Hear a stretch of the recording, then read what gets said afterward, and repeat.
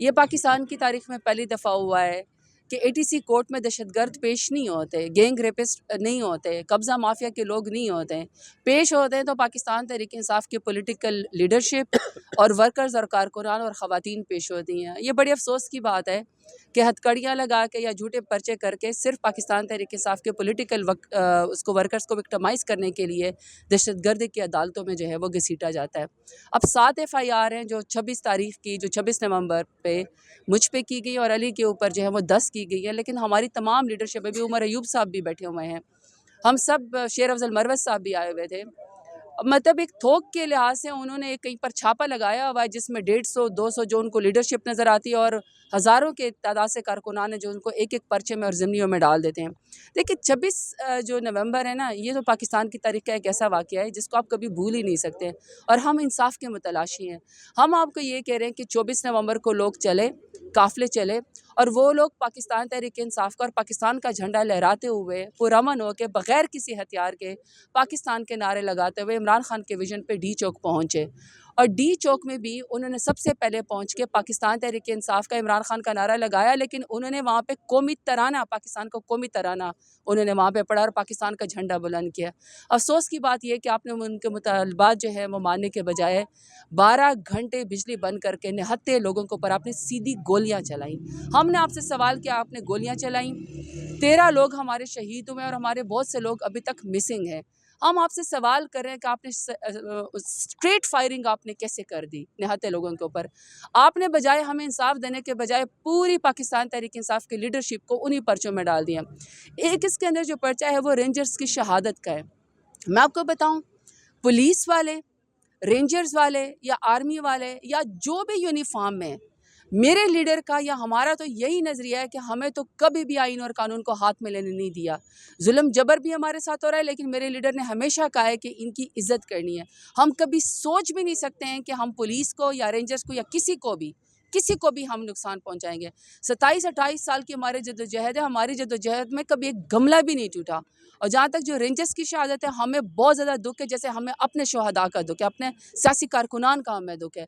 वो जो इंसिडेंट हुआ उसके एक फुटेज मौजूद है वहाँ पे।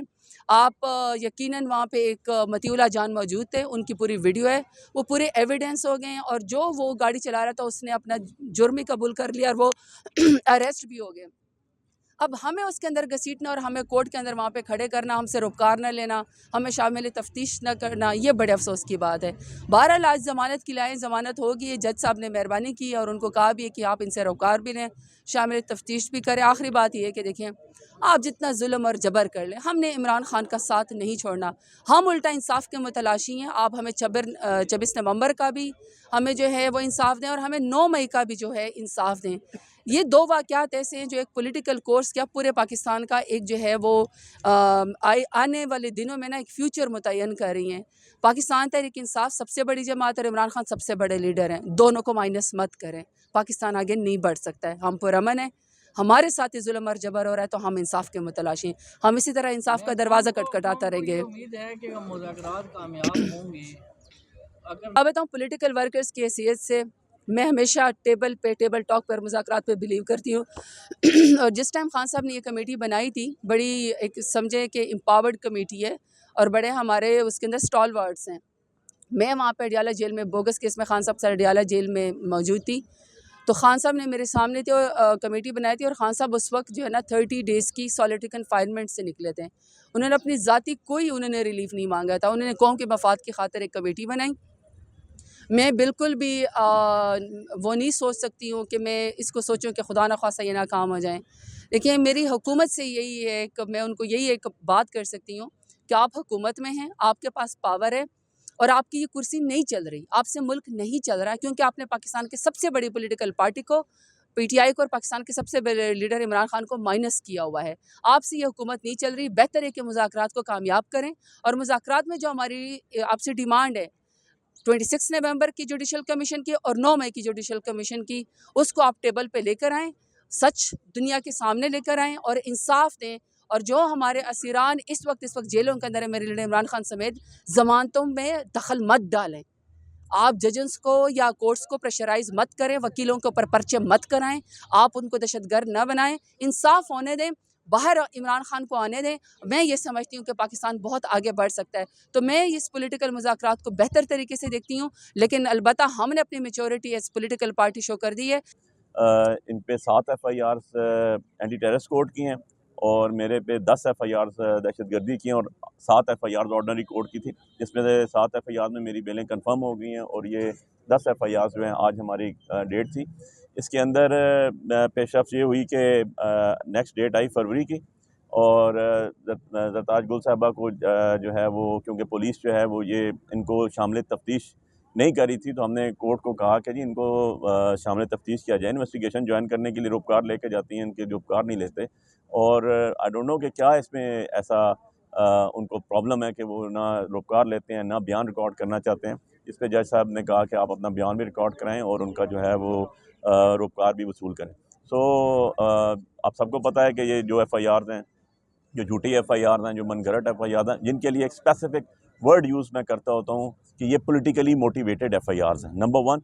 और नंबर 2 एक स्पेसिफिक वर्ड मैं यूज़ करता होता हूँ कि जो लेजिस्लेशन हुई पिछले 1 साल के अंदर, जिसमें 3 घंटे के अंदर जलसा ख़त्म करें, जैसे हम कोई बायोलॉजी और केमिस्ट्री का पेपर देने आए हुए हैं और उसके अंदर जो लेजिस्लेशन है वो भी पर्सन स्पेसिफिक लेजिस्लेशन की गई।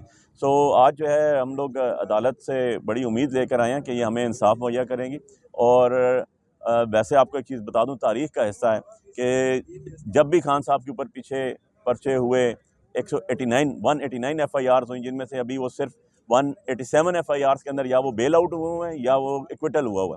और जितने इन्होंने, क्योंकि मैं साइफर में भी वकील था, इसी तो हमारी इसमें टेबल ही नहीं हुई, कोई एजेंडे में चीज़ ही नहीं थी। लेकिन हमने कल खान साहब से पूछ लिया, खान साहब ने कहा अच्छा अगर वो ये कहते हैं लिख के दो गो के या सादक साहब जो स्पीकर हैं और जो कस्टोडियन ऑफ द हाउस हैं, मैं आपको मैडम आपको बेहतर बताएंगे उसके ऊपर, और जो राना सनाउल्लाह साहब हैं, इनकी प्रेस कॉन्फ्रेंस हुई कि जी इनकी बिल्कुल जायज़ ये बात है कि इनको इनके लीडर इमरान खान साहब से मिलने दिया जाए। हमारी कमेटी को तो मिलने ही नहीं दिया गया। नंबर 2 चीज़ दूसरी भी उन्होंने जो कहा कि जी जो रिटर्न लेकर आए, खुद उन्होंने कहा कि जी मिनट ऑफ मीटिंग्स रिकॉर्ड है। और मिनट ऑफ मीटिंग्स होता क्या है? मिनट ऑफ मीटिंग्स ये होता है कि जो लोग बैठे होते हैं उस बैटिंग होती है, उसके बाद उन सबके सिग्नेचर्स होते हैं। तो हमारी तो 2 ही पॉइंट्स थे, उसी के ऊपर हुआ है। तो मैं अब तो क्योंकि खान साहब ने क्या दिया, अच्छा ठीक है अगर वो कहते हैं तो उनको लिख के भी दे दो, तो we are ready for it. वो इंशाल्लाह हमारे जो बैठे हुए हैं कमेटी के अंदर उसके ऊपर लेके जाएंगे। अब बॉल जो है वो गवर्नमेंट के कोर्ट में है, क्योंकि गवर्नमेंट जो होती है वो पावर कॉरिडोर में होती है, दुनिया सारी में वो 2 कदम आगे लेके बढ़ती है। और हमारे साथ तो जो जुल्म और बर्बरियत हुई पिछले 2.5-3 सालों में, और जो मैंडेट चोरी किया गया, 50,000 वोट से जीत के हम बाहर बैठे हुए, आपको नहीं पता, आप इस्लामाबाद में नहीं रहते, पर्चे हम भुगत रहे हैं। ख्वातीन हमारी की जो है बेइज्जती की गई, हमारे घर चारदीवारी का तकद्दुस पामाल किया गया, काम कारोबार हर चीज़। यार मुल्क ऐसे चलते हैं।